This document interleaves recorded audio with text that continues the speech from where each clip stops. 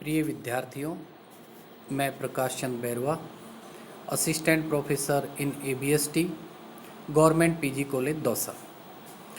BCom part third ABST के paper first auditing and management accounting. Auditing का जो paper है उसमें आज अब हम चर्चा करेंगे आंतरिक नियंत्रण उपाय। किसी भी व्यावसायिक संस्था के लिए जो कि लेखा पुस्तकें रखती है वो आंतरिक नियंत्रण उपाय भी अपनाती है। आंतरिक नियंत्रण उपाय से आशय यह है कि संस्था में ऐसे उपाय अपनाए जाते हैं जिनसे संस्था में छल कपट, हानि या गबन की संभावना कम से कम हो जाए तथा संस्था के हित में लाभ अधिक से अधिक हो। तो प्रत्येक क्षेत्र में आंतरिक नियंत्रण उपाय प्रत्येक संस्था द्वारा अपनाया जाना चाहिए। आंतरिक नियंत्रण उपाय के अंतर्गत वे समस्त उपाय आते हैं जिनके द्वारा व्यवसाय के प्रत्येक पहलू को नियंत्रण किया जाता है। प्रत्येक व्यवसाय की यह अभिलाषा रहती है कि आंतरिक कार्यों को इस प्रकार नियंत्रित किया जाए कि उससे अधिक से अधिक लाभ प्राप्त हो सके तथा गड़बड़ी, धोखाधड़ी, छल कपट इत्यादि की संभावनाएं कम से कम हों। इसके लिए वे व्यवसाय के प्रत्येक पहलू को योजनाबद्ध ढंग से नियंत्रित करता है। इसे आंतरिक नियंत्रण कहा जाता है। इसके द्वारा व्यवसाय की आर्थिक एवं प्रशासनिक सभी क्रियाओं को नियंत्रित किया जाता है। इसके लिए प्रत्येक व्यवसाय जो है प्रत्येक क्षेत्र में इस तरह के उपाय अपनाता है जिससे कि किसी भी क्षेत्र में किसी प्रकार की कोई लापरवाही, धोखाधड़ी, गबन, छल कपट इस तरह का नहीं हो और यदि ऐसा होता है तो तुरंत पकड़ में आ जाए। इस तरह की एक आंतरिक नियंत्रण उपाय प्रणाली अपनाई जाती है व्यावसायिक संस्थाओं में। अब हम बात करें कि आंतरिक नियंत्रण के उद्देश्य क्या हैं, ये क्यों अपनाई जाती है। तो इसके उद्देश्यों की अगर हम चर्चा करें आंतरिक नियंत्रण के उद्देश्यों की, तो पहला उद्देश्य है व्यवहारों का सही लेखा करना। इसके अंतर्गत आंतरिक नियंत्रण ये विश्वास दिलाता है कि व्यवसाय में व्यवहारों का लेखा सही किया गया है। जब किसी भी संस्था में उस संस्था में आंतरिक नियंत्रण की प्रणाली अपना ली जाती है और प्रत्येक व्यवहार को, प्रत्येक लेखे को जब वहाँ बारीकी से जांच की जाती है तो फिर उस संस्था के जो लेखे होते हैं उनमें किसी प्रकार की कोई गलती, गड़बड़ी या छल कपट, धोखाधड़ी की संभावना बहुत कम हो जाती है। और यदि कोई छल कपट या गबन किसी के द्वारा किया जाता है या कोई अशुद्धि की जाती है तो वो आसानी से पकड़ में भी आ जाती है। तो इस प्रकार हम कह सकते हैं कि जब किसी संस्था में आंतरिक नियंत्रण उपाय अपनाया जाता है तो उस संस्था के व्यवहारों का सही लेखा भी हो सकता है। व्यवहार जो लेखे होते हैं वो सही होंगे। तो व्यवहारों का सही लेखा आंतरिक नियंत्रण का एक उद्देश्य है। दूसरा उद्देश्य गलती व गबन के संबंध में। आंतरिक नियंत्रण का उद्देश्य होता है गलती व गबन को रोकना तथा शीघ्र पकड़ना।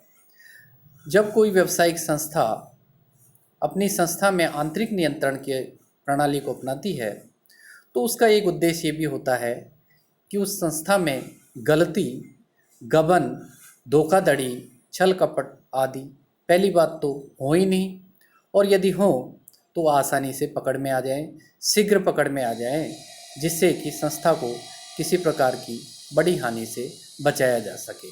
तो हम कह सकते हैं कि गलती और गबन के संबंध में भी आंतरिक नियंत्रण की जो प्रणाली है, आंतरिक नियंत्रण के उपाय हैं वो बहुत ही आवश्यक हैं। ये इसका एक उद्देश्य है। तीसरा आंतरिक नियंत्रण का उद्देश्य है उत्तरदायित्व निर्धारित करना।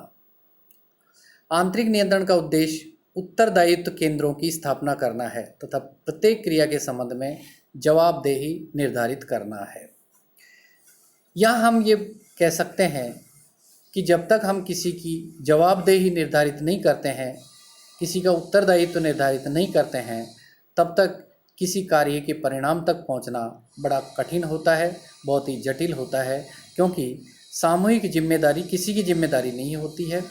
इसलिए आंतरिक नियंत्रण के अंतर्गत प्रत्येक जो केंद्र होता है उस केंद्र का या प्रत्येक इकाई का उत्तरदायित्व निर्धारित किया जाता है, जिससे उस केंद्र की या उस इकाई की जवाबदेही निर्धारित की जा सके, जिससे यदि कोई गलती, गबन, धोखाधड़ी, छल कपट कोई होता है तो उसके लिए उस केंद्र को या उस इकाई को ही जिम्मेदार ठहराया जा सके।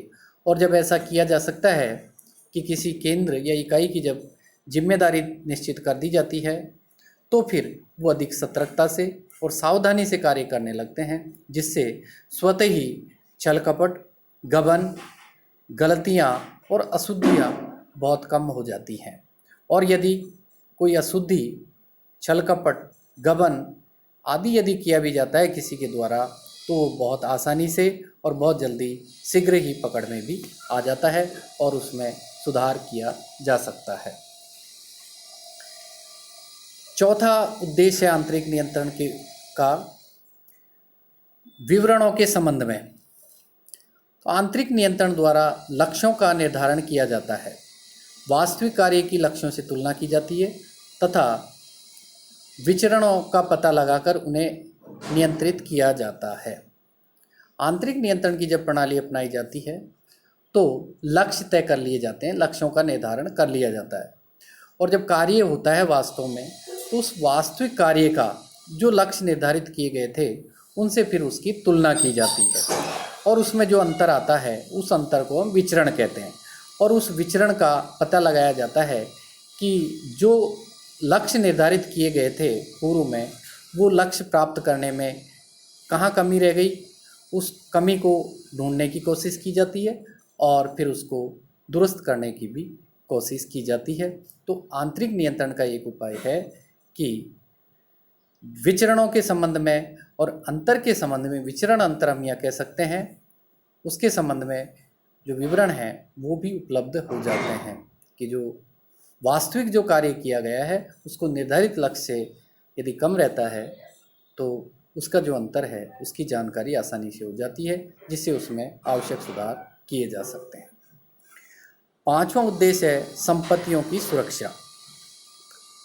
व्यवसाय की संपत्तियों की सुरक्षा करना भी आंतरिक नियंत्रण का उद्देश्य है।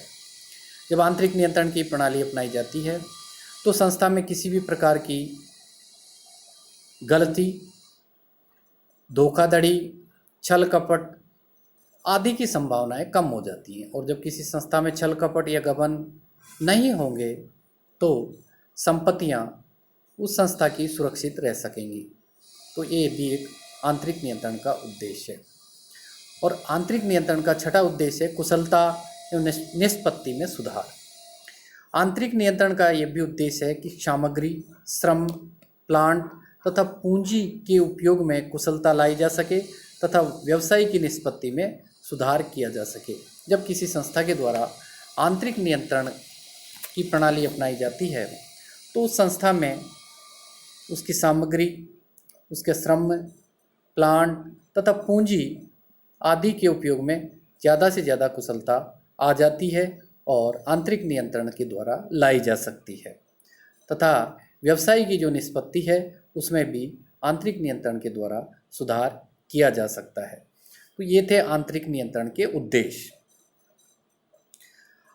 आगे हम आंतरिक नियंत्रण के बारे में चर्चा करें तो निष्कर्ष में हम कह सकते हैं कि आंतरिक नियंत्रण में वित्तीय तथा गैर वित्तीय सभी नियंत्रण सम्मिलित होते हैं। इन नियंत्रणों में से यहाँ पर हमारा तात्पर्य लेखा संबंधी नियंत्रणों तथा उन आर्थिक कार्यों संबंधी नियंत्रण से है जिनके संबंध में लेखे किए जाते हैं। प्रशासनिक कार्यों संबंधी नियंत्रण भी आंतरिक नियंत्रण में शामिल होते हैं, जिनमें हम कह सकते हैं जैसे कर्मचारियों की नियुक्ति, उनकी छुट्टी, उन्हें हटाना आदि का नियंत्रण भी आंतरिक नियंत्रण में शामिल होता है। इसके अलावा अनुसंधान, कर्मचारियों की शिक्षा आदि से संबंधित नियंत्रणों को भी इसमें जोड़ लिया जाता है। तथा उन आर्थिक कार्यों संबंधी नियंत्रणों को भी इसमें शामिल कर सकते हैं जिनके संबंध में बजट बनाना होता है। तो इस प्रकार हम कह सकते हैं कि यदि कोई भी संस्था अपने संस्थान में आंतरिक नियंत्रण की प्रणाली को अपनाती है, आंतरिक नियंत्रण के उपाय अपनाती है, तो उस संस्था में किसी भी प्रकार की अशुद्धि, गलतियाँ, गबन, धोखाधड़ी, छल कपट इत्यादि की संभावना बहुत कम हो जाती है। और यदि संस्था के कुछ अधिकारियों या कर्मचारियों द्वारा बड़ी चतुराई पूर्वक या सावधानी से कोई छल कपट या गबन किया भी जाता है, तो फिर वो आसानी से आंतरिक नियंत्रण उपाय अपनाने के कारण आसानी से पकड़ में भी आ जाता है। और उनमें जब आंतरिक नियंत्रण की प्रणाली अपनाई जाती है तो संस्था के कर्मचारियों में एक भय भी बन जाता है इस तरह का कि उनके कार्य की साथ के साथ जांच की जाएगी और उनके द्वारा यदि कोई गलती की जाती है, कोई गबन किया जाता है, कोई छल कपट किया जाता है, तो वो पकड़ में आ जाएगा और उनकी पोल खुल जाएगी। इसलिए वो बहुत सतर्क और सावधान होकर कार्य करेंगे, जो हमेशा ही संस्था के हित में होगा। तो इस प्रकार आज हमने जो चर्चा की है वो आंतरिक नियंत्रण उपाय के बारे में चर्चा की है। आंतरिक नियंत्रण उपाय क्या है और ये इसके उद्देश्य क्या हैं, तो ये आज हम इस पर चर्चा। धन्यवाद आज के लिए।